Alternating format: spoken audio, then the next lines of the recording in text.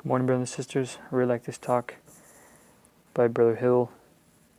For the first question, I decided to talk about number 3, invest early, consistently, and wisely to build a financial reserve. I thought it was really cool how I talked about Einstein. He said that was the 8th wonder of the world is compound interest, and it talked about the 4 students and how basically one student didn't do anything with the money, and he had the same amount in 50 years. The next student had a little bit more, and the next student had a little bit more. But the last student who invested her $10,000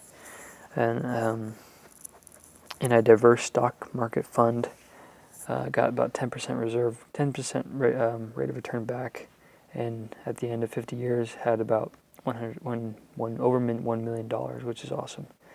I think it's awesome, and I have started to invest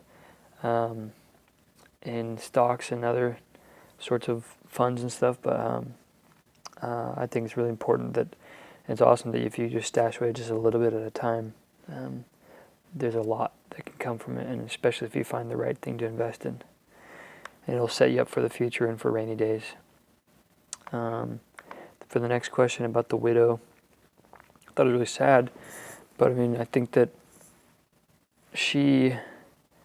maybe she didn't have a lot of money and she took what she had and she wanted to put it back into, and I mean, I think that those get-rich-quick schemes are pretty enticing, but I mean, the greater the risk, the greater the reward, but you're gonna have to be able to live with the consequences, I guess, but I think that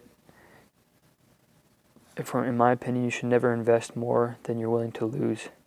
So, I mean, if you have a lot of money and you're willing to invest a little bit of that, and it's still a good chunk of money, you can still get a lot back from it.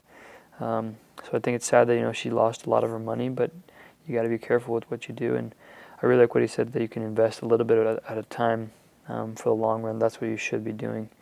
And I agree with that, because I think, it might not seem like much, but in the long run, it will be a lot.